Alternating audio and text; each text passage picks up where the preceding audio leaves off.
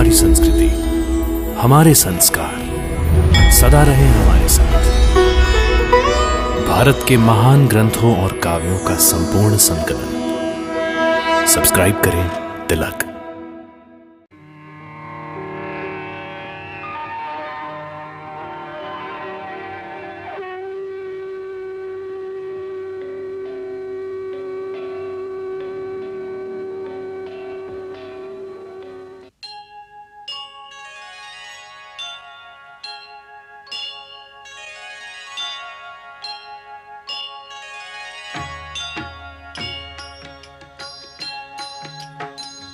सीताराम चरित अति पावन, मधुर सरस अरु अति मन भावन।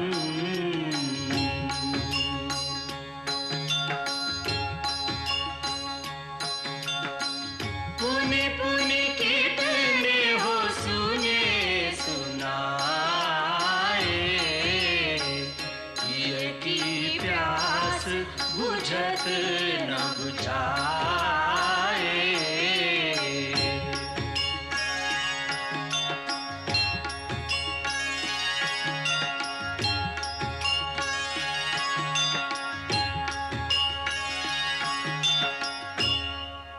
की दुहाई है, मुझ पर अत्याचार किया गया है महाराज।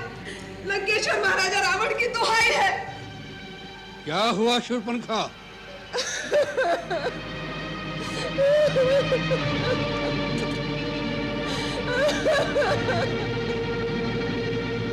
ये कैसी गति बना रखी है? तुम्हारी नाक पर ये घाव कैसा? ये घाव नहीं है, तलवार से प्रहार किया गया है। क्या? तलवार से प्रहार? हाँ भैया, ये शूर्पणखा की नाक नहीं कटी है, ये लंकेश्वर महाराजा रावण की नाक काटी गई है। आप यहाँ राग रंग में भूले बैठे हैं कि शत्रु ने आपकी सीमा पर आक्रमण करके आपकी अग्रिम छावनी को विध्वंस कर दिया है। छावनी को विध्वंस कर दिया है? तो जनस्थान में बैठे खरदूषण क्या कर रहे हैं? खरदूषण युद्ध में मारे गए हैं। उनको मारना तो काल के लिए भी असंभव था। किसने किया यह दुस्साहस? एक मानव ने। एक मानव ने? असंभव। खर और दूषण दोनों शक्ति, बल और पराक्रम में हमसे किसी प्रकार कम नहीं है। एक मानव ने उन्हें मार डाला, इस बात को हम विश्वास नहीं करते। अकंपन, तुम चुप क्यों हो? शूर्पणखा कहती है, क्या ये सत्य है? हाँ, ये सत्य है महाराज। इसका अर्थ है कि ये सब देवताओं का षड्यंत्र है। एक मानव की आड़ लेकर उन्होंने हमारी सीमा पर आक्रमण किया है। कौन कौन देवता थे उनके साथ? इंद्र अवश्य आया होगा।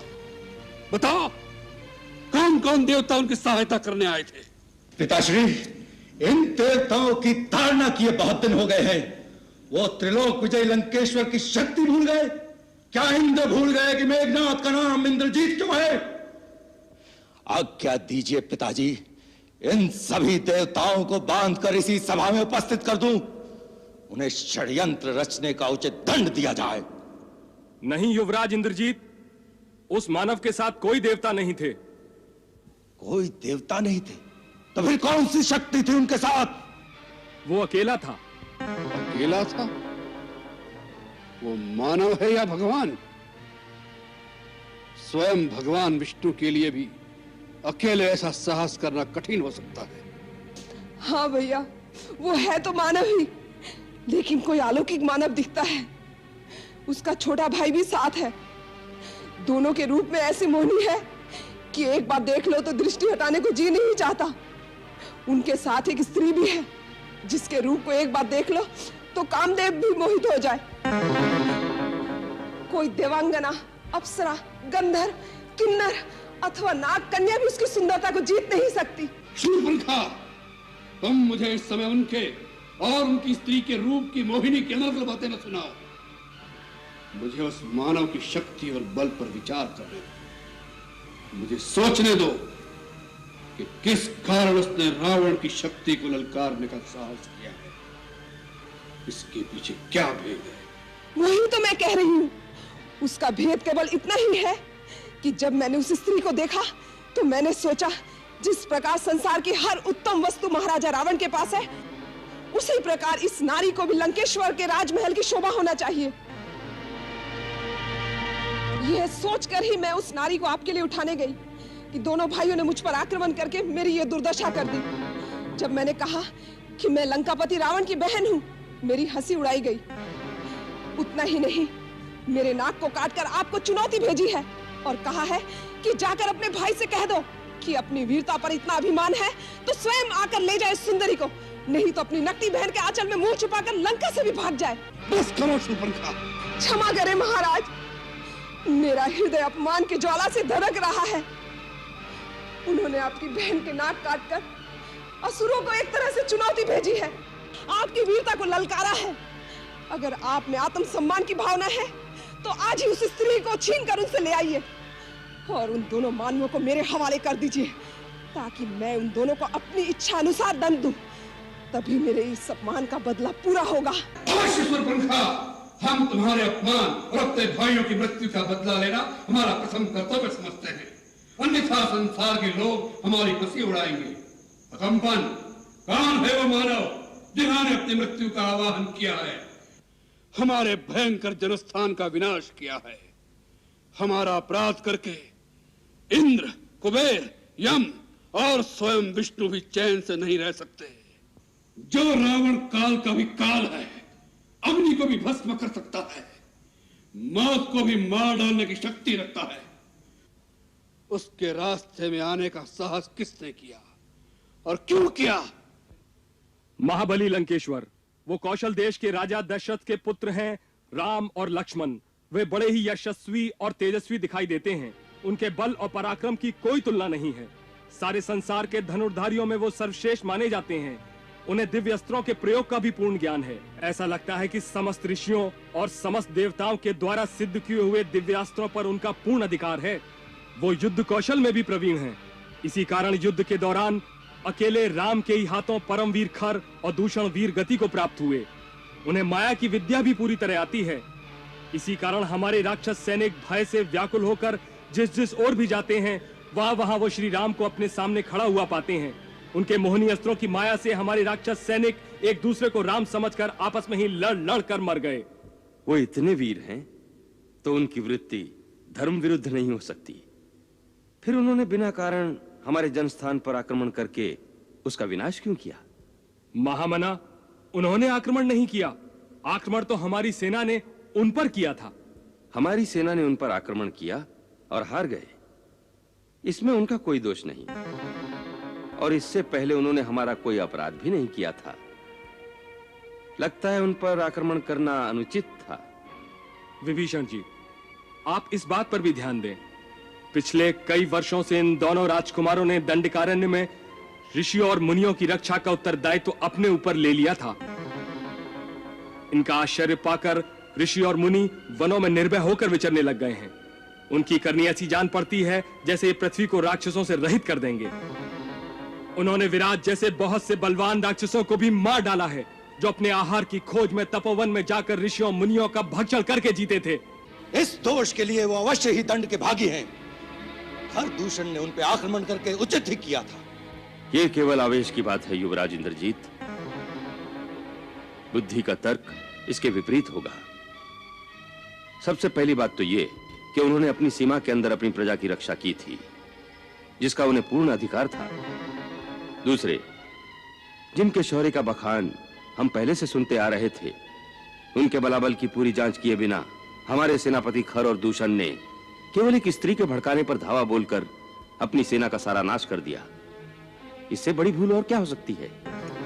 विभीषण भाई, तुम हाथों में चूड़ियां पहनकर बैठ जाओ और फिर तर्क करो। ऐसे किसी की बहन की ऐसी दुर्गति हो जाए और वो नीति और अनीति की बात सोचे, ऐसी संस्कृति किसी वीर जाति की कदाचित नहीं हो सकती। अंधी वीरता किसी काम की नहीं होती। अंत में नीति और धर्म की ही विजय होती है। विभीषण, वीर पुरुष अपनी आन और शान के साथ जीता है। वह तुम्हारी तरह इस भय से आशंकित नहीं रहता कि कहीं ऐसा ना हो जाए, वैसा ना हो जाए। हमारी राक्षस जाति सबसे उत्तम है। किसी मानव को उस उत्तम जाति पर हाथ उठाने का साहस हो, उससे पहले हम उसका हाथ काट देंगे। फिर उन्होंने तो हमारी बहन को अपमानित किया है, हम इसी समय उन पर आक्रमण करके बदला लेंगे और उनकी स्त्री को अपनी रानी बनाएंगे और उन दोनों वनवासियों की बोटी बोटी काटकर अपने राक्षसों में बांट देंगे। मेरी भूल क्षमा करें महाराज, मेरी सम्मति में आपका उन पर सीधा आक्रमण करना उचित नहीं होगा। दो मानवीय राजकुमारों से स्वयं लंकापति रावण का युद्ध करना उसकी मर्यादा के अनुकूल नहीं होगा महाराज। परंतु जब वो खर और दूषण जैसे पराक्रमियों का सेना सहित संहार कर सकते हैं तो स्वयं रावण का जाना ही उचित होगा। महाराज, यदि आपने दो मानवों को जीत भी लिया तो इसमें आपकी क्या शान होगी? और यदि उन्होंने खरदूषण की भांति आपको किसी प्रकार की क्षति पहुंचाई तो लंकेश्वर की कीर्ति को धब्बा लग जाएगा। मेरी माने तो आप छल से उसकी स्त्री को हर लें। राम अपनी स्त्री को अत्यधिक प्रेम करता है। उसके छिन जाने पर उसके शोक में वह स्वयं ही अधमरा हो जाएगा। फिर आपका कोई भी सेवक उसकी जीवन लीला को समाप्त कर सकता है। महाराज, सेनापति अकंपन की बात विचार करने योग्य है, परंतु यह नीति विरुद्ध है। कुछ नीति विरुद्ध नहीं है लंकेश्वर। उन उद्दंड वनवासियों ने आपकी बहन पर घात किया है, एक स्त्री पर शस्त्र प्रहार किया है। आप भी प्रतिघात कीजिए, उनकी स्त्री का मान मर्दन करके अपनी बहन का बदला लीजिए भैया। हाँ महाराज, जिस प्रकार नाक से मणि छिन जाने पर नाक तड़प तड़प कर मरता है, उसी प्रकार स्त्री के अपहरण हो जाने पर वह विरह से मरेगा, लाश से मरेगा, संताप से मरेगा। निश्चय यह सम्मति हमें विचार करने योग्य लगी है। छल से, बल से, कौशल से सीता को उससे जुदा कर दो भैया। उसका गर्भ भंग होगा, तभी मेरा कलेजा ठंडा होगा। होगा, यही होगा बहन, यही होगा। यदि उनसे युद्ध करना आपकी शान के विरुद्ध है तो क्या चोरी करके आपकी शान बढ़ जाएगी महाराज? लंकेश्वर, मेरे परम आदरणीय ज्येष्ठ भ्राता, आप परम ज्ञानी वेदवेत्ता हैं, परम तेजोमय तपस्वी हैं, पांडित्य की पराकाष्ठा हैं, परम उच्च ब्राह्मण कुल में जन्म लेकर भी पराक्रमी क्षत्रियों के समान शौर्य की कीर्ति स्थापित की है। क्षणिक कुमति में अपनी उज्जवल कीर्ति को कलंकित न कीजिए महाराज। आपने जो शक्ति पाई है वो धर्म जनित तपस्या से पाई है। अधर्म के मार्ग पर चलकर उसे क्षीण मत कीजिए। धर्म और अधर्म का विचार शक्तिहीन करते हैं विभीषण। शक्तिशाली जो करते हैं वही धर्म है। परंतु बस, इस समय हम कोई तर्क सुनना नहीं चाहते। आप लोगों ने जो कहा उस पर हम विचार करके स्वयं उचित निर्णय लेंगे।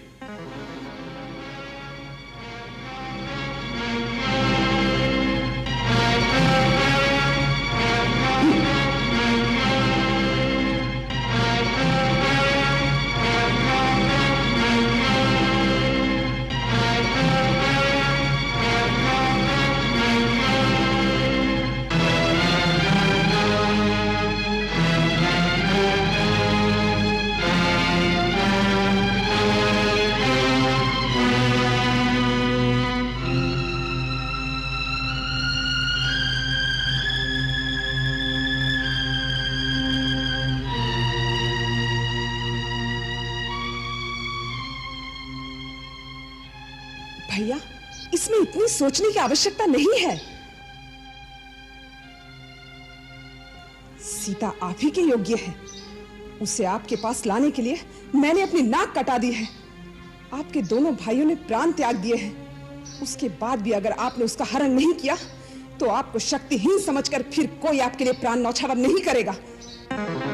नीति कहती है कि अग्नि, रोग, सर्प और शत्रु को कभी तुच्छ नहीं समझना चाहिए।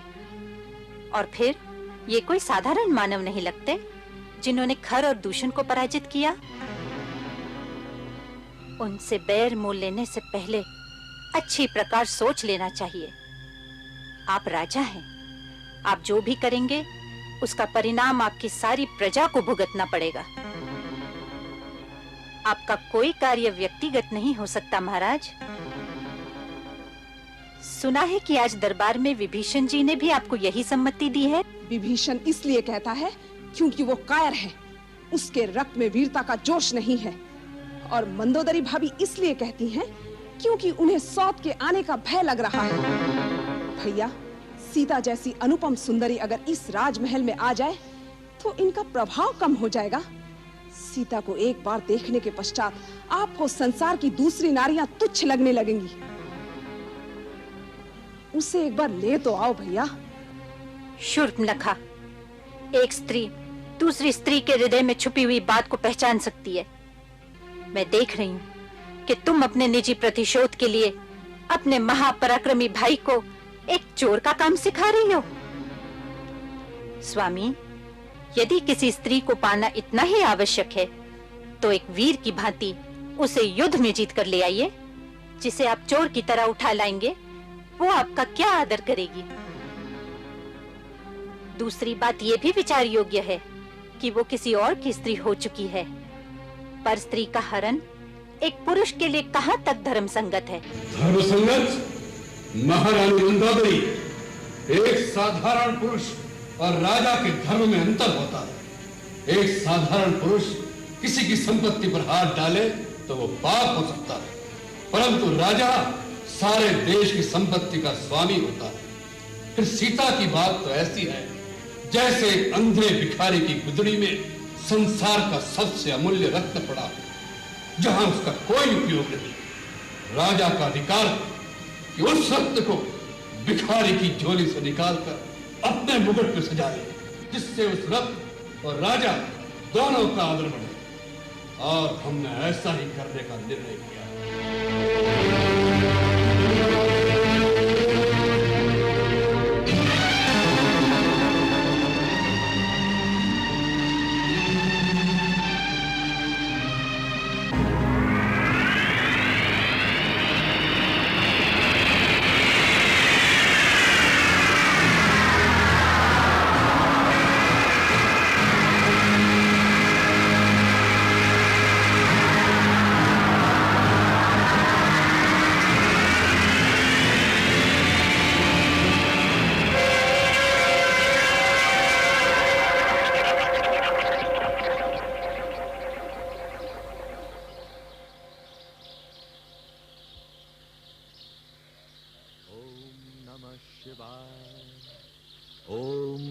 शिवाय, ओम नमः शिवाय, ओम नमः शिवाय।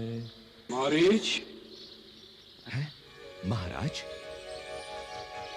लंकेश्वर, आइए पधारिए महाराज, आपका स्वागत है।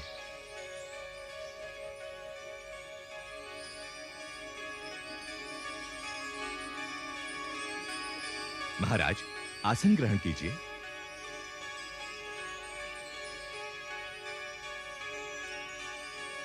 आपके इस प्रकार अकस्मात मारीच की कुटिया में आने से मन में शंका हो रही है। आपके राज्य में सब कुशल तो है ना लंकेश्वर? तात, हम तुमसे सहायता मांगने आए हैं। विकट समस्याओं का समाधान करने में तुम जैसा बुद्धिशाली और कोई नहीं है। तुम बड़ी बड़ी मायावी विद्याओं के ज्ञाता हो। तुम बल और छल दोनों के प्रयोग करने में कुशल हो। इसीलिए हमें तुम्हारे सहयोग की आवश्यकता पड़ी है। परंतु महाराज, मैंने तो मायावी विद्याओं का प्रयोग छोड़ दिया है। छल कपट का त्याग करके मैंने संन्यास ले लिया है। अब तो शेष जीवन कैलाशपति की आराधना और तपस्या में ही व्यतीत करने का निश्चय कर चुका हूं। मुझे क्षमा करें, मैं आपकी सेवा नहीं कर सकूंगा। मारीच, राजा जब प्रार्थना करता है उसका अर्थ है वो आज्ञा दे रहा है। उसकी प्रार्थना स्वीकार न करने का अर्थ है राजा की अवज्ञा। और रावण की अवज्ञा का परिणाम तुम जानते ही होगे। इसीलिए हम जैसा कहते हैं वैसा ही तुम्हें करना होगा। आप बहुत अशांत लग रहे हैं लंकेश। कहिए, आपकी चिंता का कारण क्या है और उसके लिए मुझे क्या करना होगा? मारीच, एक मानव ने हमारी छावनी को विध्वंस कर डाला है, खर और दूषण को मार डाला है। एक मानव ने? कौन है वो? सुना है अयोध्या का कोई राजकुमार है, राम, जो अपने छोटे भाई लक्ष्मण और अपनी पत्नी सीता के साथ पंचवटी में रहने आया है। उसने हमारी प्यारी बहन शूर्पणखा का भी अपमान किया है, उसकी नाक काट कर उसे कुरूप बना डाला है।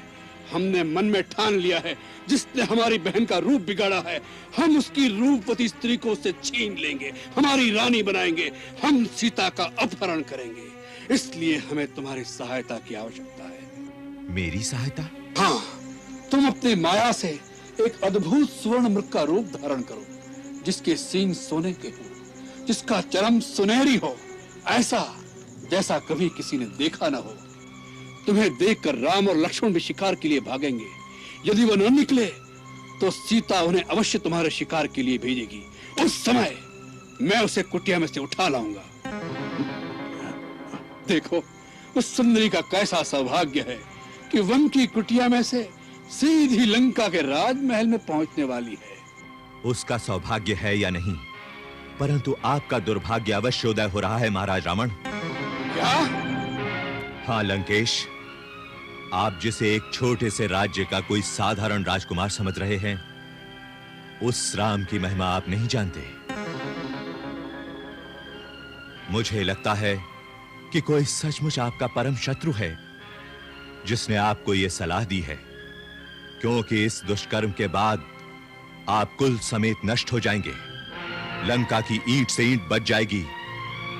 आप मेरी मानिए तो ये सब कुछ भूलकर लंका वापस चले जाइए। आपके रंग महल में एक से एक सुंदर रानी है, उन्हीं के साथ आनंद का जीवन बिताइए। सीता रूपी ज्वाला को हाथ मत लगाइए, नहीं तो सब कुछ भस्म हो जाएगा। कायर, डरपोक, शत्रु की महिमा का बखान करके रावण को डराने की चेष्टा कर रहे हो। रावण, जिसके भय से भय भी भयभीत होता है, जो काल का भी काल है। मैं आपको डराने के लिए नहीं कह रहा महाराज, मैं सत्य कह रहा हूं। मैं राम का अलौकिक प्रताप देख चुका हूं। मुझे एक बिना फर का बाण मारा था तो मैं 100 योजन दूर समुद्र के इस पार आ गिरा था। वो साधारण मानव नहीं है। इतना तो सोचिए कि जिसने ताड़का और सुबाहु का वध किया, शिव के जिस धनुष को बड़े से बड़ा महाबली नहीं हिला सका था, उस धनुष को सहज ही में तोड़ डाला। खर और दूषण जैसे योद्धाओं को उनकी विशाल सेना के साथ समाप्त कर दिया। वो क्या साधारण मानव हो सकता है? महाबली, आप उनसे शत्रुता का विचार छोड़ ही दीजिए। इसी में आपका और आपके राज्य का भला है। मारीच, हम तुमसे उपदेश लेने नहीं आए। जिसने तुम्हारी माता का वध किया, उसके लिए तुम प्रीति दिखा रहे हो। प्रीतिवश नहीं राजन, मैं विनाश के भय से ये सब कह रहा हूं। है? तुम किसे डराने की चेष्टा कर रहे हो? यदि राम साधारण मानव नहीं है, तो क्या रावण साधारण पुरुष है? रावण, जिसके डर से देवता भी कांपते हैं, जो कैलाश पर्वत को उठाने की शक्ति रखता है, स्वयं यमराज भी जिसका दास है।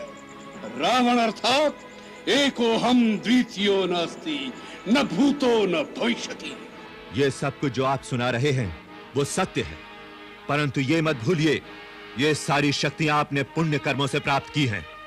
और जब भी कोई अपनी शक्ति का प्रयोग पाप कर्मों में करने लगता है, तो वही शक्ति उसे धोखा दे जाती है। मैं आपका मामा भी हूं, इसीलिए आपको नीति की बात समझा रहा हूं। जो नारी अपनी इच्छा से ना आए, वो अग्नि की ज्वाला होती है। क्यों एक जलते हुए अंगारे को हृदय से लगाना चाहते हो? बस मारीच, उपदेश सुनने की आदत नहीं त्रिलोक विजयी रावण को। हम तीनों लोकों के राजा हैं।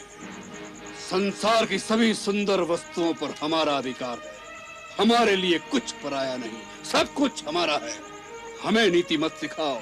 शक्तिशाली पुरुष जो करता है, वही नीति कहलाती है। शक्ति का सबसे विनाशकारी रूप भी यही है, जिसका आप प्रदर्शन कर रहे हैं। यही विनाश का मूल है राजन। तुम नीति की बातें करते हो और इतनी नीति भी नहीं जानते कि राजा के सामने तर्क नहीं करते। ऐसा राजा जो अपने हितैषियों की सम्मति सुनने को तैयार नहीं होता, वो स्वेच्छाचारी आतताई कहलाता है और अंततः नाश को प्राप्त होता है। क्या आपके बुद्धिमान मंत्रियों ने इस विषय में आपको कोई सम्मति नहीं दी? जिस राजा को अपने बाहुबल, अपनी शक्ति पर भरोसा नहीं होता, वही मंत्रियों की मंत्रणा के जाल में फंसा रहता है। मंत्रियों का काम है राजा की आज्ञा का पालन करना, आज्ञा देना नहीं। जो मंत्री अपना कल्याण चाहता है, उसे उचित है कि राजा के पूछने पर ही अपना मत प्रकट करे, वह भी नम्रता के साथ हाथ जोड़कर। राजा के सामने केवल अनुकूल, मधुर और प्रिय बात ही कहनी चाहिए। ऐसे राजा ही अपने दंभ और अहंकार से अपना सर्वनाश कर लेते हैं। केवल प्रिय वचन बोलने वाले तो चारों ओर मिलते हैं, अप्रिय परंतु हितकारी कहने और सुनने वाले दोनों दुर्लभ होते हैं। सुलभा पुरुषा राजन संतता प्रियवादिनः अप्रियश्च पश्यस्य श्रोता वक्ता च दुर्लभः। मारीच, हमें शास्त्र मत सुनाओ। कहीं ऐसा न हो जाए कि राम और सीता से पहले तुम हमारे क्रोध का शिकार बन जाओ। निर्णय कर लो, हमारे हाथों मरना है या हमारी आज्ञा का पालन करना है। महाराज, हर प्रकार से आज मेरी मृत्यु निश्चित है, परंतु राजा के हाथों अपराधी होकर मरने से कलंक लगता है। इससे तो राम जैसे शत्रु के हाथों मरकर वीर गति तो प्राप्त होगी। चलिए महाराज, सेवक आपकी आज्ञा का पालन करेगा।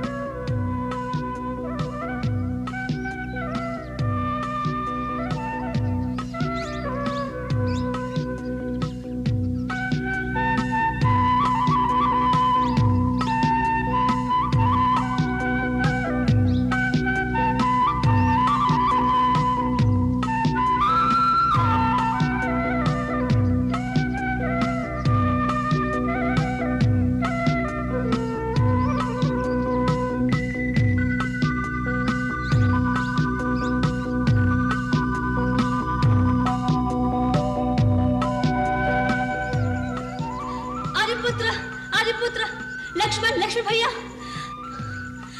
आइए, जल्दी आइए। एक अद्भुत दृश्य देखा है। क्या हुआ सीते? एक अलौकिक मृग हमारे आश्रम के पास घूम रहा है। अलौकिक मृग? हाँ। कहाँ है? आइए, जल्दी आइए। आइए स्वामी, आइए जल्दी आइए।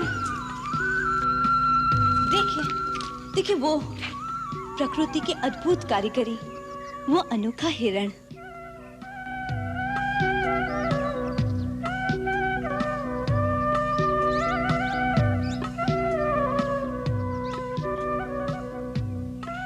ऐसा विचित्र मृग कभी देखा है? इसके सींग देखिए, लगता है सोने के हैं। उसकी खाल भी सुनहरी है। सचमुच अद्भुत, विलक्षण। देखा लक्ष्मण? देख रहा हूं भैया। स्वामी, इसे किसी प्रकार पकड़ लीजिए ना। ओहो, कितना मनभावन मृग है। पकड़ ले। क्या करोगी कल्याणी? इसे अयोध्या ले जाएंगे। देखकर सब विस्मय से चकित रह जाएंगे। इसके पैरों में घुंघरू बांधूंगी, जब महल में छम छम चलेगा तो माताएं कितनी प्रसन्न होगी। नहीं तो वनवास की स्मृति स्वरूप भरत भैया को भेंट दे दूंगी। जाइए ना, जल्दी पकड़ लाइए। लक्ष्मण, तुम्हारी भाभी की इच्छा पूरी करनी ही पड़ेगी। वास्तव में यह है भी बहुत सुंदर। इसका रूप अनूप ही इसका शत्रु बन रहा है। भैया, इसके प्रति भाभी का मोह हमें किसी संकट में न डाल दे। मुझे तो यह स्वर्णमग माया जैसे जान पड़ता है। ये प्रकृति के विरुद्ध है, अप्राकृतिक है, असंभव है। इस सृष्टि में असंभव कुछ नहीं है लक्ष्मण। जो कुछ भी तुम कल्पना कर सकते हो वो इस ब्रह्मांड में कहीं ना कहीं खड़ा जा चुका है। ज्ञानी और विज्ञानी भी सृष्टि का सारा रहस्य नहीं जानते। इससे ये सृष्टि मिथ्या नहीं हो जाती। परंतु भैया, जो प्रकृति के विरुद्ध है। प्रकृति के विरुद्ध कुछ नहीं होता लक्ष्मण।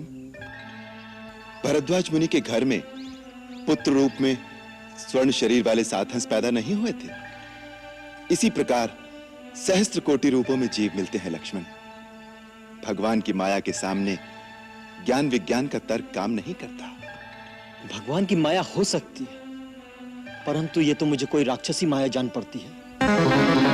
याद है भैया, एक बार दंडक वन में कई राक्षस इसी तरह मृग बन के आए थे। ओहो, आप दोनों भाई इसी तरह तर्क करते रहेंगे तो इतने में हिरण भाग जाएगा। अब मेरी इतनी सी इच्छा पूरी नहीं कर सकते? लक्ष्मण, लगता है सीता मृग को पाए बिना मानेगी नहीं। मैं भी चाहता हूं।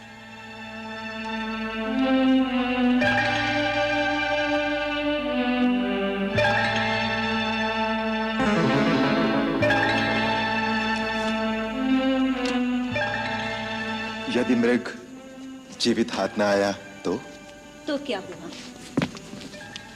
उसकी मृगचम कितनी सुंदर है, आपकी पूजा में आसन के काम आएगी।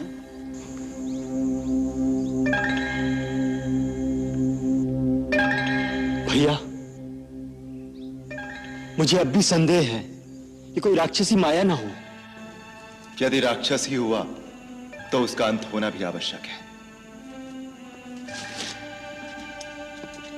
लक्ष्मण, तुम पर्णकुटी में सीता के साथ सावधानी से इनकी रक्षा में रहना।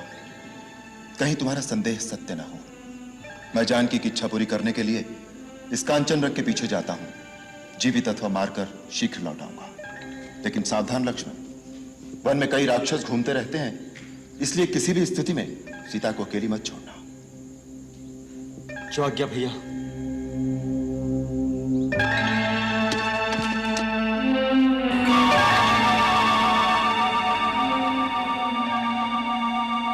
मंगल भवन अमंगल हारी, रहो सुदशरथ अजिर बिहारी।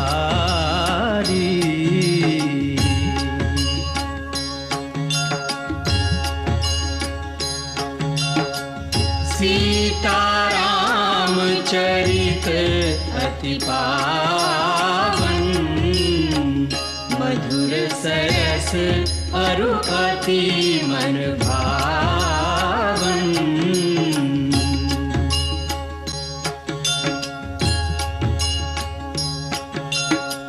पुनि पुनि कितने हो सुने सुनाए, हिय की प्यास बुझत न बुझाए।